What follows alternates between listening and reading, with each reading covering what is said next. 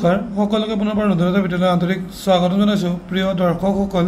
YouTube ভিউৱাৰসকল আজি আমি এই ভিডিঅ'টোৰ জৰিয়তে ক্লাছ 6ৰ লেসন নম্বৰ 9 প্ৰাচীন ভাৰতৰ ৰাজবংশ আৰু সমাজ এই চেপ্টাৰটোৰ এটা কোৱেশ্চন আনসাৰ থৰলি তোমালোকৰ সৈতে ডিসকাস কৰিম তেন্তে বলা আপোনালোকৰ ভিডিঅ'টো আৰম্ভ কৰোঁ সো ফাৰ্স্ট ইয়াতে যে অনুশীলন 1 দিয়া আছে তলত দিয়া প্ৰশ্নৰ উত্তৰ লিখা মৌৰ্য বংশৰ প্ৰতিষ্ঠাতা কোন আছিল অৰ্থশাস্ত্ৰ গ্ৰন্থৰ লিখক কোন এইকেইটা কোৱেশ্চন আনসাৰ মই তোমালোকক দি দিছোঁ চোৱা সো প্ৰথম অনুশীলনী 1ৰ প্ৰথম প্ৰশ্নটো হৈছে মৌৰ্য বংশৰ প্ৰতিষ্ঠাতা কোন আছিল মৌৰ্য বংশৰ প্ৰতিষ্ঠাতা চন্দ্ৰগুপ্ত মৌৰ্য আছিল দুই নম্বৰ প্ৰশ্নটো দিছে অৰ্থশাস্ত্ৰৰ গ্ৰন্থখনৰ লেখক কোন অৰ্থশাস্ত্ৰ গ্ৰন্থখনৰ লেখক হৈছে চাণক্য বা কৌটিল্য তাৰ পিছৰ প্ৰশ্নটো আহিছে বৰ্তমান ভাৰতৰ কোন অঞ্চলত মৌৰ্যসকলৰ ৰাজ্য অৱস্থিত আছিল মৌৰ্যসকলৰ ৰাজ্য বৰ্তমান বিহাৰ অন্ধ্ৰ প্ৰদেশ তাৰপিছত উৰিষ্যা আৰু পশ্চিম বংগৰ অঞ্চলত বিস্তৃত আছিল খ নম্বৰ প্ৰশ্নটো দিছে মৌৰ্য ৰজাসকলৰ ভিতৰত কাক শ্ৰেষ্ঠ ৰজা বুলি জনা যায় মৌৰ্য ৰজাসকলৰ ভিতৰত শ্ৰেষ্ঠ ৰজা হৈছে অশোক তাৰ পিছৰ প্ৰশ্ন দিলে আহিছো 9 নম্বৰ প্ৰশ্নটো শৃংগ বংশৰ প্ৰতিষ্ঠাপক কোন শৃংগ বংশৰ প্ৰতিষ্ঠাপক আছিল পুষ্যমিত্ৰ শৃংগ এটা কাৰেকশন কৰি লবা এটা শৃংগ ন হসৌ ৰি কাৰণ হ'ব এটো অশোকৰ এনেকে দি লবা ঠিক আছে তাৰ পিছৰ প্ৰশ্নটো দিলে আহিছো পুষ্যমিত্ৰ শুঙৰ এটো এনেকে দি লবা কোনটো বৰ্ণৰ লোক আছিল পুষ্যমিত্ৰ শুঙ বৰ্ণৰ লোক আছিল কিন্তু শৃংগ ব্ৰাহ্মণ প্ৰশ্ন দিলে আহিছো গুপ্ত বংশৰ প্ৰতিষ্ঠাপক কোন আছিল গুপ্ত বংশৰ প্ৰতিষ্ঠাপক আছিল শ্ৰীগুপ্ত তাৰ পিছৰ প্ৰশ্ন দিলে আহিছো মৌৰ্যসকলৰ সময়ত উচ্চ পদবীধাৰী বিষয়াসকলক কি বুলি জনা গৈছিল মৌৰ্যসকলৰ সময়ত উচ্চ পদবীধাৰী বিষয়াসকলক অমাত্য বুলি জনা গৈছিল তাৰ পিছত 6 নম্বৰ প্ৰশ্ন দিলে আহিছো অশোকৰ শাসন কালত উচ্চ পদবীধাৰী বিষয়াসকলক কি বুলি কোৱা হৈছিল তেখেতসকলক ৰাজুক বুলি কোৱা হৈছিল কি বুলি কোৱা হৈছিল ৰাজুক বুলি কোৱা হৈছিল 9 নম্বৰ প্ৰশ্ন দিলে আহিছো অধ্যক্ষ বোলা বিষয়াসকলৰ দায়িত্ব কি আছিল অধ্যক্ষ বোলা বিষয়াসকলৰ দায়িত্ব আছিল বিভিন্ন বিভাগৰ তত্ত্বাৱধান কৰা পিছৰ প্ৰশ্ন দিলে আহিছো মৌৰ্যসকলৰ সময়ৰ প্ৰধান বৰ্ণকেইটা কি আছিল ব্ৰাহ্মণ ক্ষত্ৰিয় বৈশ্য আৰু ক্ষুদ্ৰ 6 নম্বৰ হ'ব দে এটো 1 নম্বৰ নহয় এটো 6 নম্বৰ হ'ব 6 নম্বৰ গুপ্ত বংশৰ শ্ৰেষ্ঠ ৰজা কোন আছিল গুপ্ত বংশৰ শ্ৰেষ্ঠ ৰজা নাম আছিল চন্দ্ৰগুপ্ত দ্বিতীয় আমি অনুশীলনী 2 লৈ আহিছো যেটো তোমালোকৰ page number like comment and subscribe 78 ত আছে তাত থকা প্ৰশ্নকেইটা লৈ আহিছো প্ৰথম প্ৰশ্নটো দি আছে মৌৰ্য বংশৰ সমসাময়িক দক্ষিণ ভাৰতৰ ৰাজবংশৰ নাম কি এটো হ'ব চোলা চেৰা আৰু পাণ্ড্য পিছৰ প্ৰশ্নটো দিছে পাণ্ড্য বংশৰ ৰাজধানী ক'ত আছিল মধুৰাত আছিল কাৰেকশন কৰি লবা প্ৰিন্টিং মিস্টেক হৈছে মধুৰা হ'ব মই দি দিছো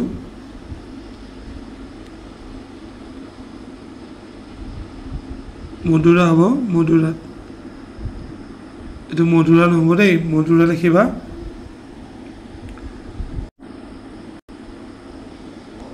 পিছৰ প্ৰশ্নটো আহিছো উৰাইয়ুৰ কোনখন ৰাজ্যৰ শাসন কেন্দ্ৰ আছিল ঠিক আছে এটো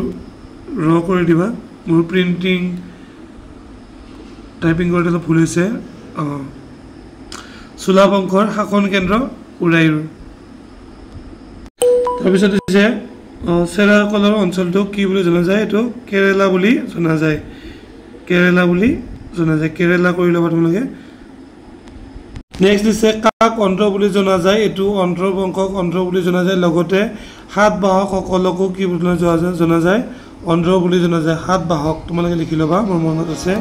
হাত বাহক সকলক অন্ধ্ৰ বুলি জনা যায় 5 নম্বৰটো হৈছে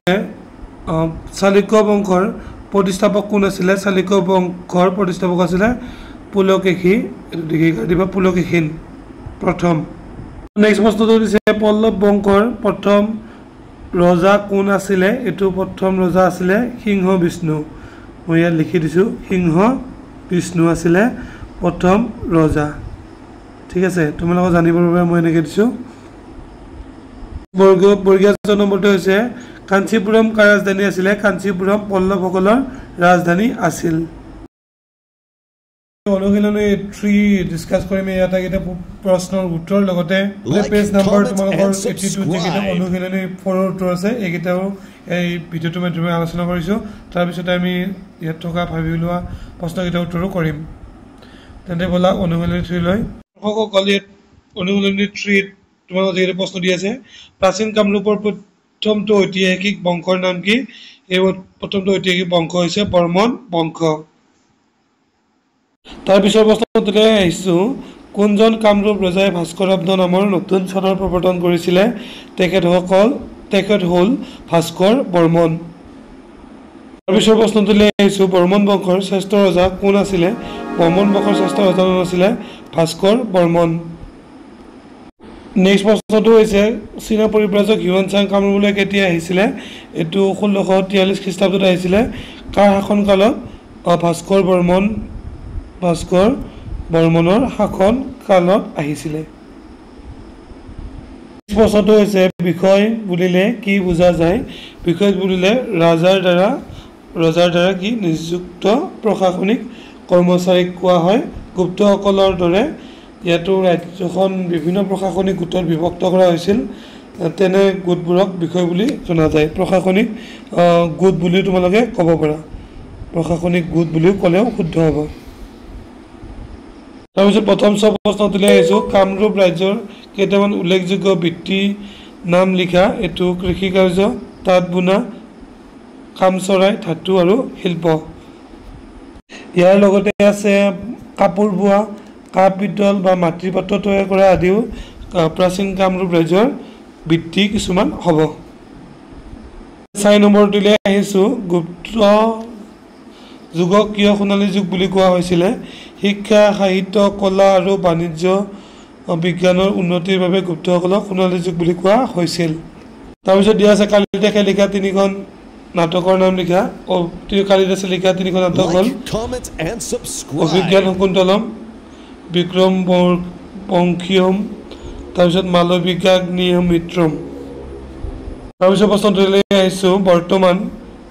বৰ্তমানৰ প্ৰয়াগৰাজ হ'ব প্ৰশস্তিৰ লেখক কোন আছিলে বৰ্তমানৰ নাম আলাহাবাদ স্তম্ভলিপিৰ লেখক আছিল হৰিসেন তাৰপিছত প্ৰশ্নটোলৈ আহিছো দ্বিতীয় চন্দ্ৰগুপ্তৰ সভাত অমৰ সিংহ ৰচনা কৰা অভিধানখন কি অমৰ কোষ তাৰপিছত প্ৰশ্ন দিছে দক্ষিণ ভাৰতৰ কি ভাষাত নাটক কবিতা আদি ৰচনা কৰিছিলে তামিল তেলেগু কন্নড় আৰু মালায়ালম ভাষাত দুইটা টাইপিং মিষ্টেক হ'ব পাৰে তোমালোকে মই কাৰেকশ্যন কৰি দিছোঁ তোমালোকে চিন্তা নকৰিবা ইয়াৰ পিছত মই তোমালোকৰ যি পেজ নম্বৰ 83 আছে ভাবি উলিওৱা এইকেইটা উত্তৰ আহিছোঁ যি পেজ নম্বৰ 83 কিছুমান দুটা কুৱেশ্যন দি আছে ভাবি চাই লিখা অশোক চক্ৰই কি সূচায় উত্তৰটো লিখিবা অশোক চক্ৰই ধৰ্ম ন্যায় গতি আৰু সময়ৰ অবিৰত পৰিবাহিত সূচায় ই ন্যায় আৰু নৈতিকতাৰ পথত আগবাঢ়ি যোৱাৰ প্ৰেৰণা দিয়ে এনেকৈ লিখিবা তাৰপিছত দিছে অশোক চক্ৰৰ তলত খোদিত সত্যমেৱ জয়তে বাক্যশাৰী ক'ত দেখিবলৈ পোৱা যায় সত্যমেৱ জয়তে বাক্যশাৰী ভাৰতৰ ৰাষ্ট্ৰীয় প্ৰতীকত দেখা যায় বিশেষকৈ ভাৰতৰ চৰকাৰী নথি পত্ৰ মুদ্ৰা কাৰেন্সি নোটছ আৰু আদালতৰ ন্যায়িক প্ৰতীকত অশোক স্তম্ভৰ তলত খোদিত অৱস্থাত দেখিবলৈ পোৱা যায় এতিয়া আমি কৰ্মপুথি উত্তৰকেইটা কৰিছো আমি কৰ্মপুথিলৈ আহিছো প্ৰথম প্ৰশ্নটো দিছে শুদ্ধ ৰাইট চিন দিব দিছে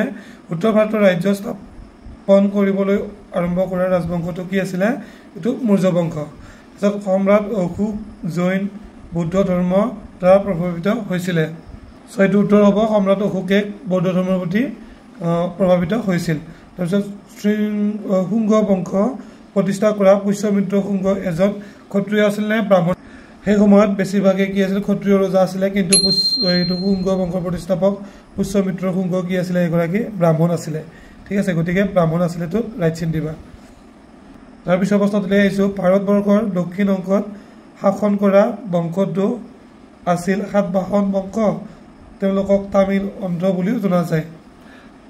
সো ইয়াৰে উত্তৰটো হ'ব সাতবাহন বংশ তেওঁলোকক কি বুলি জনায় অন্ধ্ৰ বুলিও জনা যায় গতিকে এইখিনি উত্তৰ হ'ব এইটো অশুদ্ধ হ'ব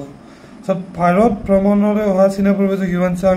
সমুদ্ৰ ভ্ৰমণ ভাস্কৰ ভ্ৰমণ আমন্ত্ৰণ ক্ৰমে আহিছিল এইটো ভাস্কৰ ভ্ৰমণ শুদ্ধ উত্তৰ হ'ব এতিয়া আমাক ক অংক লগত ক অংক মিলাব দিছে কৌটিল্যটো কি হ'ব কৌটিল্যটো হ'ব অৰ্থশাস্ত্ৰ ঠিক আছে তাৰপিছত কালিদাস কি হ'ব কালিদাসৰ নাটক অভিজ্ঞান শকুন্তলম তাৰপিছত দিয়া আছে বিশাখা দত্ত তেটো হ'ব তেখেতৰটো হ'ব মুদ্ৰা ৰাক্ষস মানৱদ্ৰ হৰ্ষচৰিত তাৰপিছত মহাভাৰত ব্যাসদেৱে লিখিছিলে নেক্সট তোমালোকক এটা টাইমলাইন দিয়া আছে 3 নম্বৰটো টাইমলাইনত তোমালোকে এই চাৰিটা যে অংশ লিখিছা ইয়াতে নাম লিখিব লাগিব সো আমি এতিয়া পালো চন্দ্ৰগুপ্ত মৌৰ্যটো ফাৰ্স্ট ইয়াতে কি হ'ব আপোনাৰ চন্দ্ৰগুপ্ত মৌৰ্যটো হ'ব ঠিক আছে এটো ফাৰ্স্ট হ'ব ইয়াতে তাৰ পিছত কি হ'ব সমুদ্ৰগুপ্ত আহিব ঠিক আছে সৰি চন্দ্ৰগুপ্ত অশোক আহিব সম্ৰাট অশোক আহিব ইয়াত অশোকটো দিবা তাৰ পিছত আপোনাৰ কি হ'ব সমুদ্ৰগুপ্ত আহিব ইয়াত সমুদ্ৰগুপ্ত ইয়াত আহিব তাৰ পিছত ভাস্কৰ ভ্ৰমণ ইয়াত আহিব ঠিক আছে ভাস্কৰ ভ্ৰমণ ইয়াত লিখিবা প্ৰাচীন অসমৰ সমাজ ব্যৱস্থা আৰু বৰ্তমানৰ অসমৰ সমাজ ব্যৱস্থাক তুলনা কৰি সাদৃশ্য বিসাদৃশ্য দেখিছা লিখা কি সাদৃশ্য দেখিছা সাদৃশ্য কি আছিল প্ৰাচীন কালত আমি কি কৃষিৰ ওপৰত নিৰ্ভৰশীল আছিল গতিকে এইটো কৃষিটো প্ৰাচীনৰ কালত সাদৃশ্য আছিল বৈসাদৃশ্য কি বৈসাদৃশ্য বৰ্তমান কি আছে বৰ্তমান হ'ল আমাৰ গণতন্ত্ৰ ব্যৱস্থা শাসন ব্যৱস্থা কি গণতন্ত্ৰ হয়নে কিন্তু প্ৰাচীন কালত কি গণতন্ত্ৰ নাছিলে এইটো ৰাজতান্ত্ৰিক আছিল কি আছিল ৰাজতান্ত্ৰিক আছিল ৰজাৰ শাসন আছিল এইটো লিখিব পাৰা ঠিক আছে তাৰ পিছত আৰু বাকিবিলাক কিতাপ পঢ়িলে তোমালোকে পাই যাবা সো নেক্সট তোমালোকে এপিটিত এখন ভাৰতৰ মেপ দিয়া আছে এখন দেখিছা না এটা তুমি পাটালিপুত্ৰ কলিংগ মুৰাদাই আৰু প্ৰাগজ্যোতিষপুৰ চিনাকি কৰিব লাগে তোমাৰ কিতাপত আটাইকেইটা দিয়া আছে ধুনীয়াকৈ পাই যাবা যদি আমি সব প্ৰাগজ্যোতিষপুৰ ক'ত হ'ব প্ৰাগজ্যোতিষপুৰ ইয়াতে হ'ব তাৰপিছত সব পাটালিপুত্ৰ ক'ত আছে এইটো পাটালিপুত্ৰ দেখিছানে পাটালিপুত্ৰ গতিকে ইয়াত তোমালোকে এটা আইডিয়া কৰি ইয়াত লিখি দিবা যে পাটালিপুত্ৰ